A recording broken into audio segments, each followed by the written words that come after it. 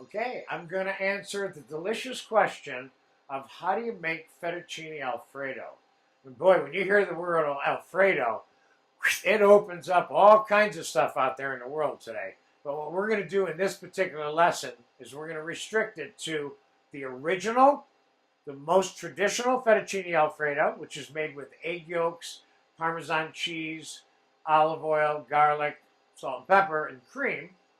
And then I'm going to do a couple of modernized versions of the sauce that aren't quite as thick and pasty, pardon the expression, of the traditional because of the use of the egg yolks.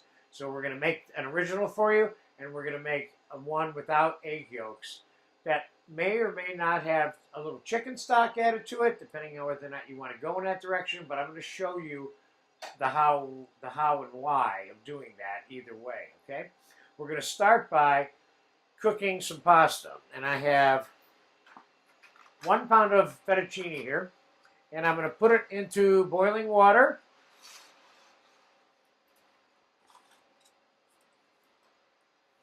And I don't want you asking all these questions in this class about how do you cook pasta, because I want you to go to the different ways to cook pasta class. I'm going to add some salt to this, 1/4 cup. And I'm going to stir the noodle up so they don't get stuck together.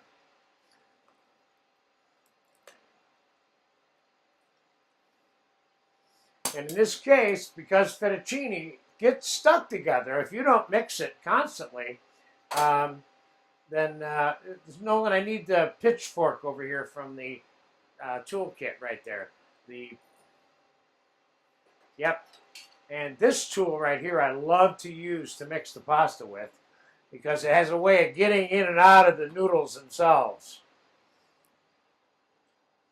So while that's cooking, I'm going to put 3 cups of cream on to heat up. That's 2, and I'm adding a 1/3 cup of cream here.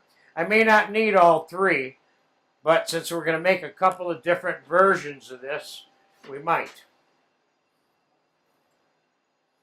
Let me mix that pasta a little bit more.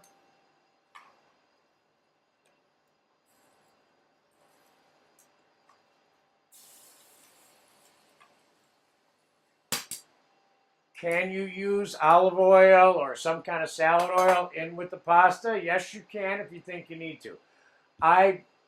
In my cooking, I tend not to use expensive virgin olive oil, of course, for that. And when I do, I'll use some salad oil.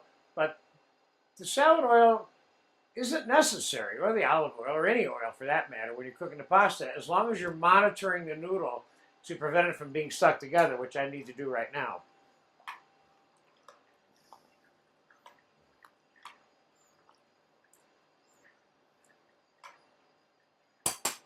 Where'd my pitchfork go here? Hold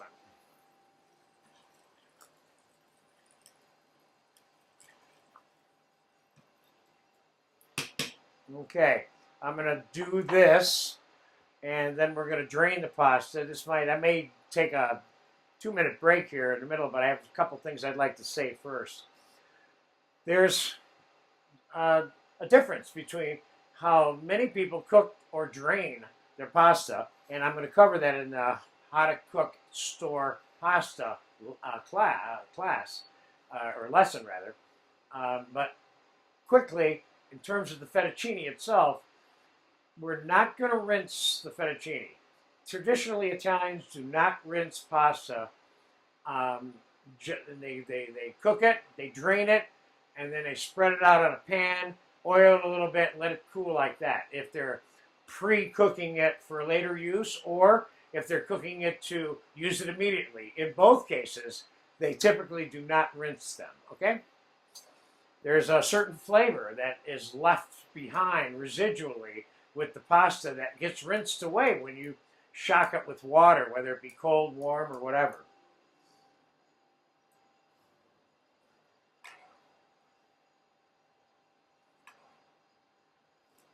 Okay, this is going to take 3, 4, or 5 more minutes to cook, and I'm going to come right back to 3 or 4 or 5 minutes to cook, and I'm going to be all set up to assemble the fettuccine Alfredo with the hot cream and the new version that I mentioned I would show you. So I'll be back in about 5 minutes. Okay, the fettuccine's been cooking for about 5 minutes and it's done. And we're going to proceed right into making the original traditional fettuccine Alfredo. First, we're going to carefully drain the pasta.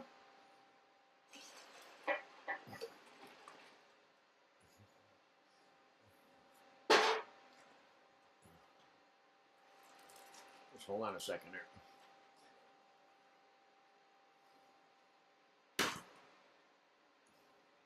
Okay.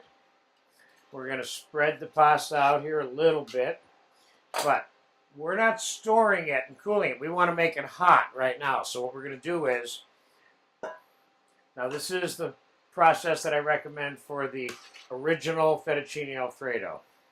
Let's take a little bit of this right out of the thing. An egg yolk. Let's mix that egg yolk in there while it's really hot so it kind of cooks it. Now there's variations on this egg yolk addition, which include 2 egg yolks or 3 egg yolks for this amount, which I'm only using 1 of. A little bit of garlic. You got about a tablespoon there. I'm making what I would consider to be a possible appetizer portion. And we have the hot cream.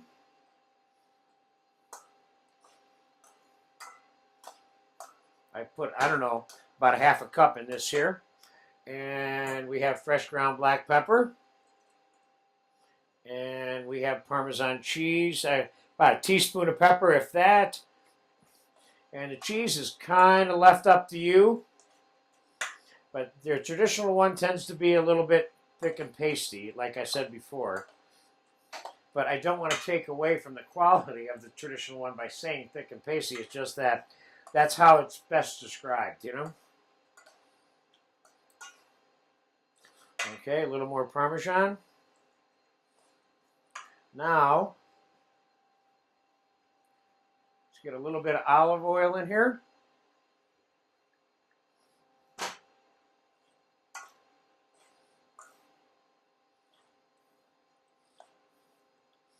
And let's get a plate.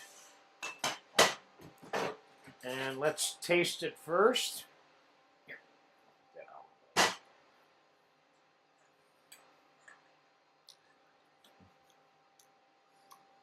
This is good. Needs a tiny bit of salt.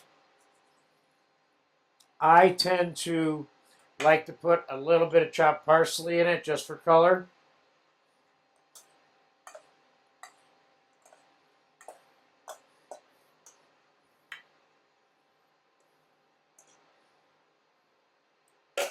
And I would normally put a little bit of ground Parmesan on the top, like that. And I'd like to put a little bit of fresh Parmesan pieces, like this, on it. Or you can make chips and chop them up on a cutting board too. And then I would put a little bit more olive oil on top. And there it is. There it is, the original Fettuccine Alfredo. Now, as this sits, it gets a little bit thicker. And again, like I said, the addition of Parmesan cheese is what has a way of making it thicker. But that is the rich original Alfredo, which is really good. And now we're going to take a time-elapse break so I can clean up the table. I'm going to bring you back and show you a couple of other versions of making Alfredo and just making Alfredo sauce, which you could use for a host of things. Nowadays, it's being found everywhere, including on steak, chicken, fish, vegetables, or just about anything. So the science of making a good Alfredo sauce that isn't part of this last-minute traditional preparation, but is now being utilized and appreciated by so many people, I thought it was important to include it in this particular lesson. So I'll be back in a minute with the other Alfredo, plus. Okay, making Alfredo sauce and then incorporating it into pasta that's been pre-blanched, which is what we're going to do when we assemble this version of fettuccine alfredo. And I'm going to include chicken stock into this one, and I have reduced cream because I'm trying to get a little bit more of a sauce texture. So we're going to take a shot at it right now, okay? I have reduced cream here in this saucepan that we measured out earlier. I used about a cup of it, or half a cup of it in the other Alfredo. And I have hot chicken stock here. Now I'm going to take and add hot chicken stock to it. This is an option. Obviously, this takes the vegetarian element out of this, okay? And I'm going to add some melted whole unsalted butter to this. I have about 3 ounces here. Okay. I'm going to add garlic to this. A couple of flat tablespoons of garlic there. Hey, Nolan, let me have a whisk over here, please. And we're going to add the olive oil to this. I got about 2 full tablespoons of olive oil there. Thank you. Let's give that a mix. Now we're going to dump cheese in here. I'm putting about, I'd say I put about 3/4 of a cup of ground Parmesan cheese in there. I'm going to give that a taste. It tastes good. I mean, what's not to like? Butter, cheese, cream, chicken stock, garlic. Let's put a little bit of black pepper in here. Now remember, you can make your Alfredo sauce and put it in the fridge. You don't have to put all of the Parmesan cheese that you want in the finished dish into the sauce, because we're going to heat the pasta up, which has been sitting here now for about 45 minutes. It's no longer hot, but I have some of the water that we boiled the pasta in right here to reheat it in. So if you were at home, you just put some more water on. You could have blanched this yesterday. But in this case, it's been sitting here for 45 minutes. But you can add the Parmesan cheese to the mixture when you're making it. It doesn't all have to be in the sauce initially, okay? So I also don't recommend that you make the Alfredo sauce and store it and reheat it, because the fat in the Parmesan cheese has a tendency on a reheat process to slightly separate, and it makes the sauce get buttery greasy a little bit, unless you're very careful and cautious about it, which means adding a little more cream to it and bringing it up to the hot temperature very slowly and mixing it, okay? So I have what I want in this sauce right now. And I'm going to finish it with the noodle in the bowl before I put it on the plate. I like the chicken stock addition part to it, but if you have any vegetarian concerns, you can eliminate it, that's all. But the difference now then between this and the original one that we just made is this one has butter and no egg yolks added to it. So let's drop some of the pasta into the water.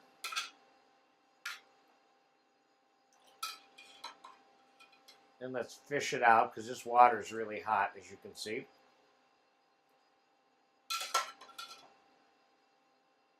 Oop.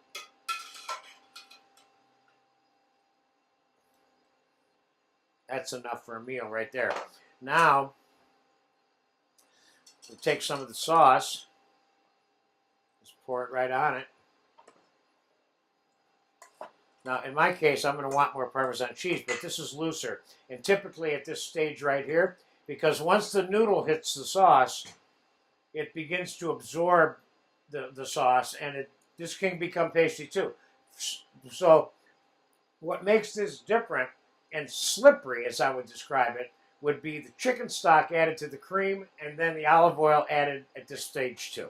And not quite as much Parmesan cheese as one might see in a traditional Alfredo. But I still want more in there. So this one's a little looser, it's slipperier, and if you put this on a family style table, along with some other things. And this is people are helping themselves out of the bowl. And it sits there a little bit longer. This would be the version to go with because it's not going to get pasty. The one with the egg yolk and the Parmesan, as it sits, it gets thick. Okay? So, we're going to give this one a taste. And I want to remind you, as you are well aware, if you've been eating in the United States for any period of time, that this sauce and this dish is served with so many different things. Grilled shrimp, not grilled shrimp, poached chicken, grilled chicken, roast chicken, chopped chicken, beef, you name it, fish, grilled fillets of fish, diced up fish, anything. So this is for your pleasure is really what it is. And what I'm trying to say is that understanding how to make the sauce will satisfy a lot of people that you feed. And you can do your version of how it should be served, not mine. So let's get a taste of this. This is good. I like it just like this. It's kind of slippery. Let's get it on the plate. The sauce is wet, a little wetter than the other one. You see there? But it also has that chicken stock depth of flavor added to it, which is very, very cool. Okay, so now I'm going to put some ground Parmesan on here, just like we did the traditional version. And we're going to put some fresh grated cheese on here, just like we did the traditional version. Better yet, let me show you what I meant by chopping the cheese. There's such a thing as Parmesan chips also, and this is a version of that. Like here's a really thick piece here, for example. You can cut it up any way you want like that. So these are not ground, but not exactly Parmesan cheese curls either. They're kind of chippy. You can pick one up and marry them with each individual bite throughout the entire time you're eating the dish. Then a little bit more parsley, or whatever your pleasure happens to be. Fresh basil, oregano, or any combination thereof. And a little bit of olive oil on top. Just to remind the person that's eating this that this is definitely Italian. All right, there you go. This is kind of like a modified version of the traditional fettuccine Alfredo. You will enjoy it. Thank you very much.